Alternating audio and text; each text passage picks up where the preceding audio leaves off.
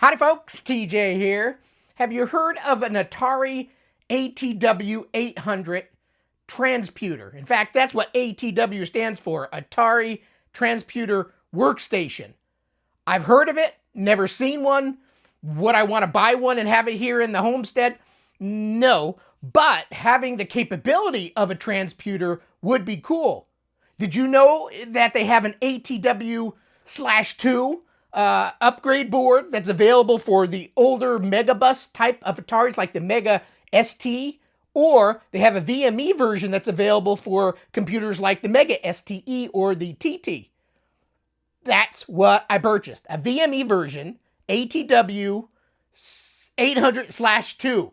Let's start from scratch. Let's talk about the transputer just a little bit. This video is an unboxing to show you what I've purchased. If you're not on the Atari Age or Atari Forum Facebook groups, you should be, because if you want to learn about new upgrades, new enhancements that come available, a lot of times these makers post a note, hey, I'm making this, here's preliminary stuff, and eventually they'll say, okay, get your name in on the list if you want to buy one. I stuck my name on the list a long time ago and finally just received it about a week ago, last week.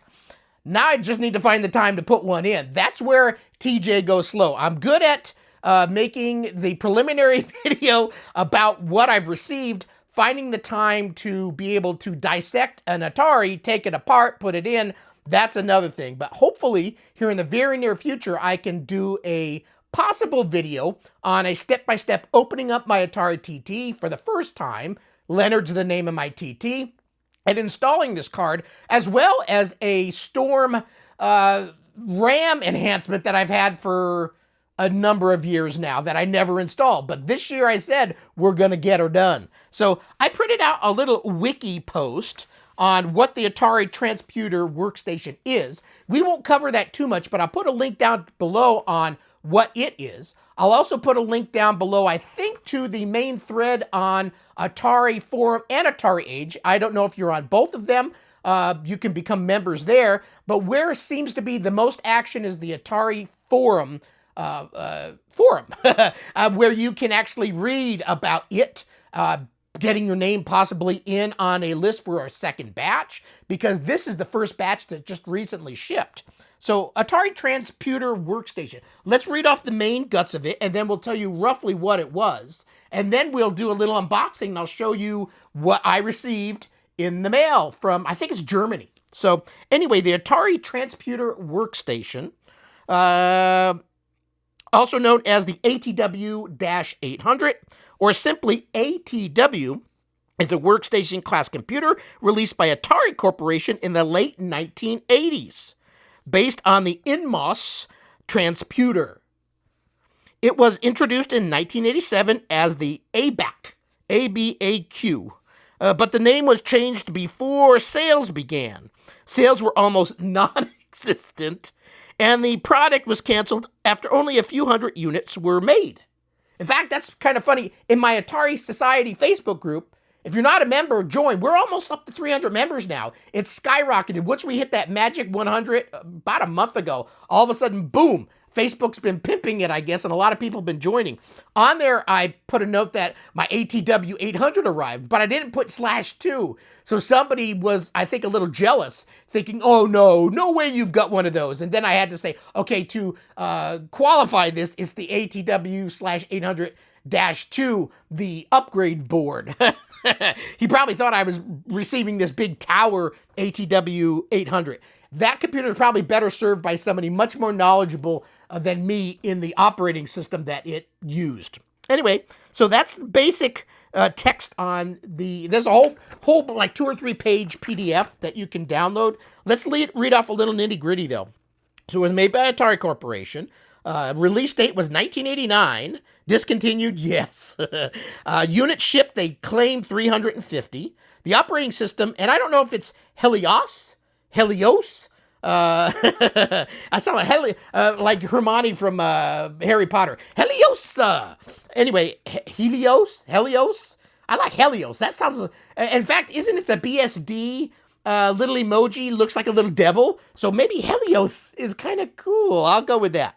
It's a 20 megahertz T800-20 Transputer is the CPU. It had 4 megabyte of RAM, expandable to 16 megabyte.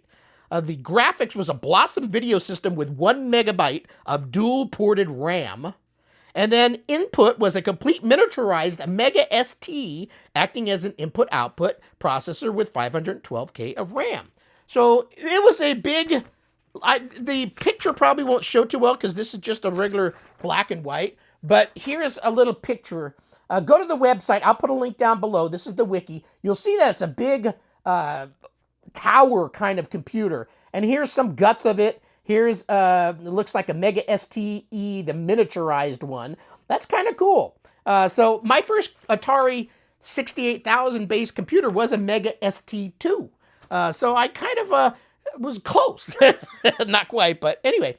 So that's what a transputer. Transputer, I think of it as just a multi-CPU computer that has all these, I guess you could put them all together and do parallel processing. I'm not a guru, but parallel processing basically says to me, each of these, each does a job and it does it fast. And then, so for really big computation stuff, this would have kicked ass. Apparently it didn't. 350 sold. And there's a few out there, I guess. What I received was a small little box. And inside this box is the following. I'll show you first. It came with some bubble wrap. There was a little casualty along the way. When I first received the box, I went, and I go, oh, I hear stuff moving inside. That's not a good sign. The moving part was probably the floppy. It's on a beautiful orange floppy. So it came with a floppy. And on the front, it says ATW800/2, the disc. The disc. So it came with a floppy. That was one thing that was making noise. It came with a little, I purchased for extra $5. I'll cover my face so it focuses in. This is a bracket. I purchased it for the Mega STE or TT VME slot. So this is the little bracket that will cover the back. This was inserted inside along with the actual PC board. And it was rubbing like a toothbrush a little bit, the PC board. So I was a little, I haven't turned it in yet. Hopefully it's okay. It's plastic, so I don't think it's scratching anything. But there were a couple of screws on here. And the casualty was one of the screws is missing. The nut was rolling around inside, but the screw, one of them, can't be found. I went through everything with a comb. Nothing fell out when I was opening it because I opened my stuff over a table. So there was a casualty. My guess is there was little space in the box, and these screws are tiny. They go in this bracket, and it wiggled its way out. But one screw, one bolt, no, one screw, one nut, and then one nut, and then the screw is gone. So I received a bracket. That was another of the noisemakers.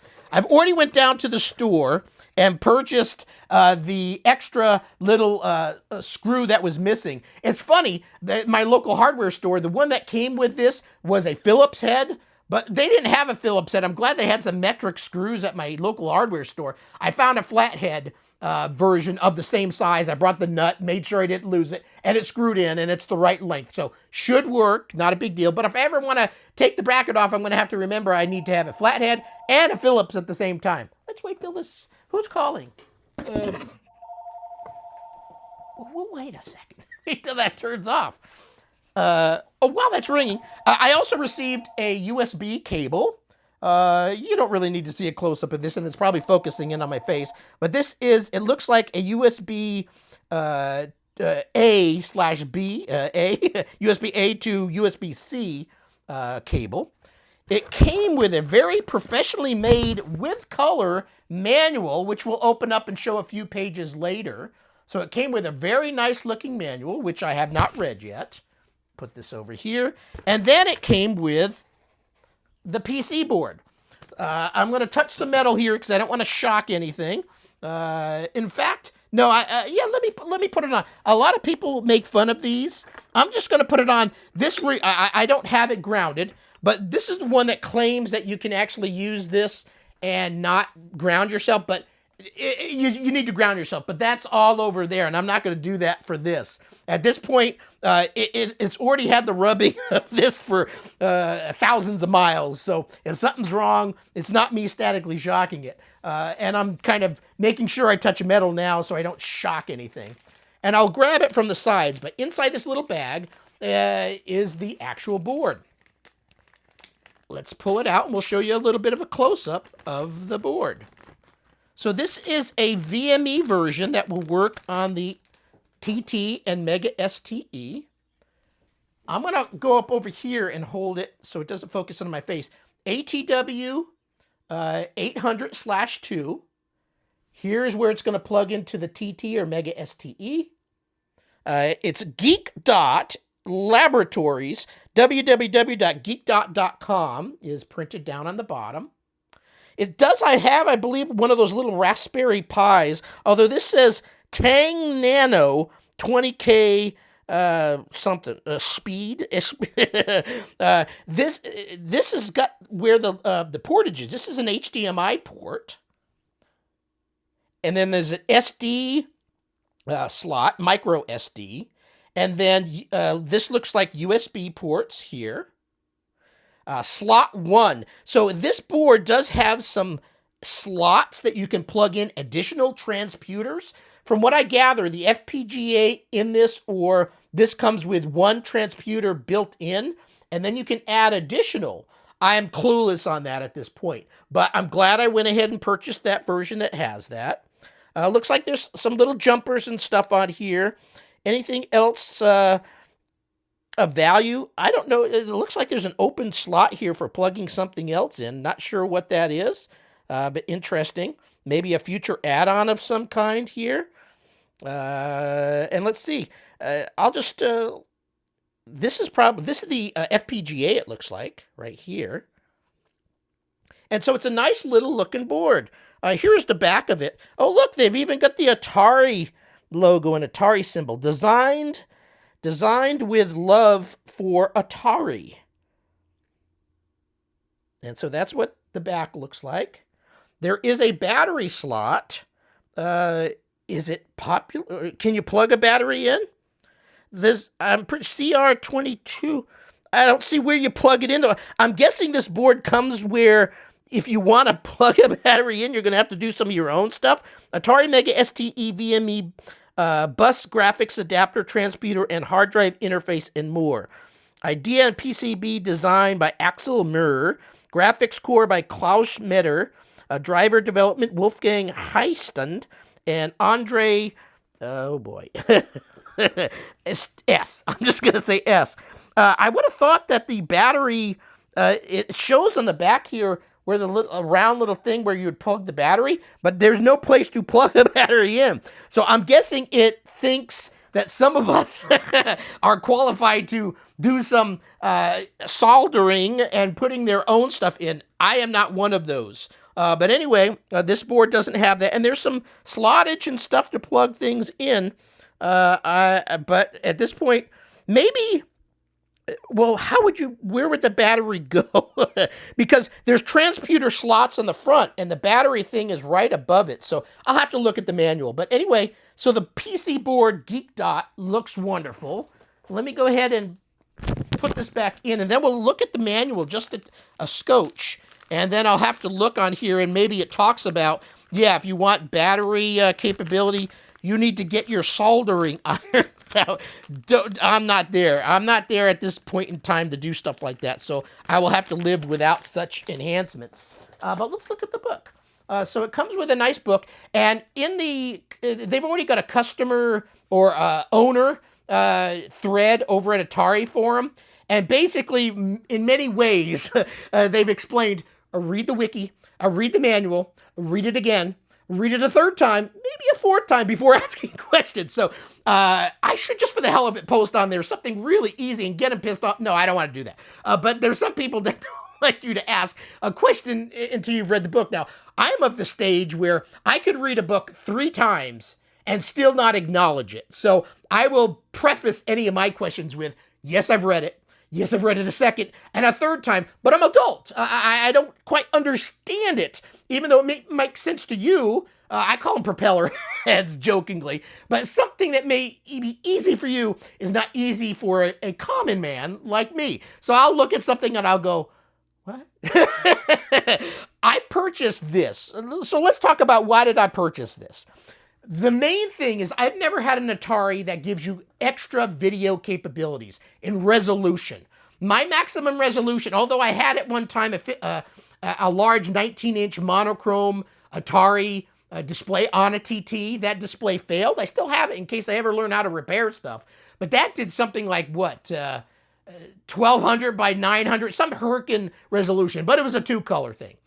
In actual colors, my maximum is 640 by 480, whatever the Atari TT and Falcon are, which I think is what, 640 by 480 maximum resolution in a, that's it. I've never went beyond that. So the number one thing I purchased this device for is it gives you all of these higher resolutions so you can connect to an HDMI display of some kind and have something like 1024 by 768 or higher in some cases resolutions.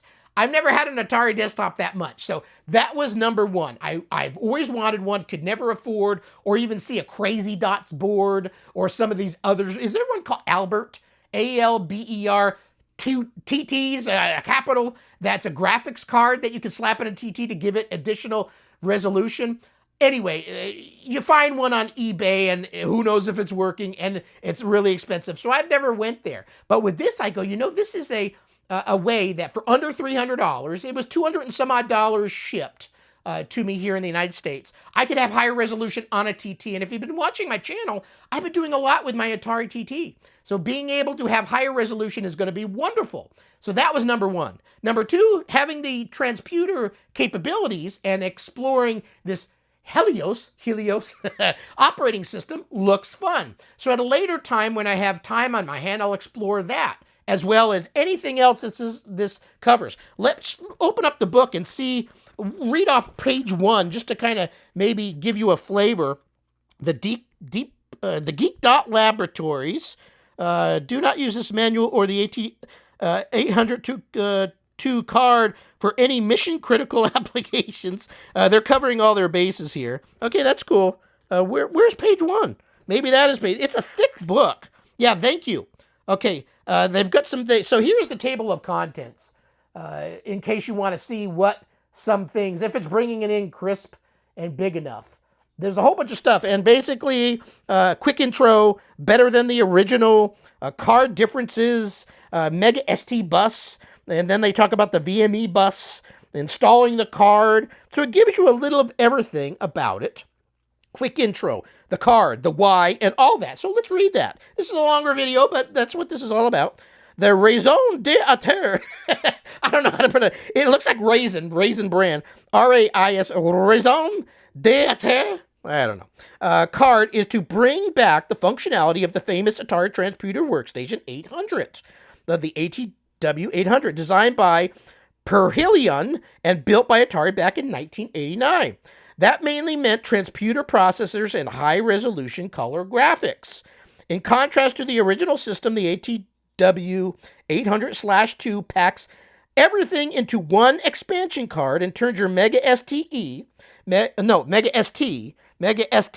or TT into an ATW, and it as is should have been, at least in my personal view. We designed the AT800/2 with two main goals in mind: to reduce costs and create a versatility. Is it versatility? Versatility? Maybe versatility is a valid word. Jack Tramiel would have said power without the price. These two goals are the reason why there's one card designed for two bus systems. Maybe that's what that other slot was for, that I didn't have a expansion, because maybe they used the same card but with a different connector to connect to the Mega Bus. That's probably what that was. Anyway, I'm not going to read everything verbatim here, but it talks about the board, drawbacks, why you want one. It's even got some pretty pictures. So it's got some video out. It's got some color in here. So it came with a full book and everything. It comes with a full A, B, C, E, D, G, F, G, H, I, J, K, what each thing is. So it's spelling it out for the dummies. So I will definitely read the book in its entirety. I'll then grab it, install the card. I'll view it again. And if I have a question, I'm not going to be afraid to ask, even though I may be ridiculed for, and I'll just preface it with, I'm not too bright in some of these things, but I'm excited about it. So far, I haven't seen any videos online. I've seen some pictures in the groups of people like Dark Force, for example. He has already got his installed. He's got it booting Helios, and it looks cool, and he showed some pictures. So I'm ready to do that next. So ATW800/2. If you want to make your Mega STE or Mega ST, Mega STE, or TT into a transputer with its capabilities and then some, and add some cool capabilities to your Atari that you own, like the high-resolution graphics, this is for you. Go over to the Atari forum, Atari Age. When they say they're making another batch, get your name in the queue. Like I said, here in the United States, I think out the door was it $230, around that, fully shipped to me. And it arrived in pretty quick fashion, I think, maybe a couple weeks, something like that. And it arrived mostly safe, other than the screw. So I don't know if they could have screwed it in a little further, or put a little something on the bumper, or put it in its own Ziploc baggie. So if it comes unsprung, you're not going to lose the screw. In my case, I was able to buy one. So it's not the end of the world. But yeah, it took me an extra having to go to town, grab one. And I live about 25 minutes from town. So gas money back and forth, not a big deal. I'm just playing. But anyway, that was the only casualty. The board looks good. I don't see any blemishes or issues on it. I'll have to read about that battery. How do you get a battery in there? So anyway, thanks for watching the video. The next video I'll make about this is either me putting it in. I may take a video just so I can watch it in case I need to go back in again or remember what screw goes where, because I think on the TT case, there's some longer and shorter screws. So I'll want to pay attention to that. And then just have it available for other people to say, hey, this is how I did it. And then do another one booting up and all that fun stuff. So stick around. If you love Atari, hopefully you're here. Subscribe to the channel. I've been around for a long time, 2007. But I've been doing a lot more Atari videos as of late. So thanks for watching and have a great weekend. Bye.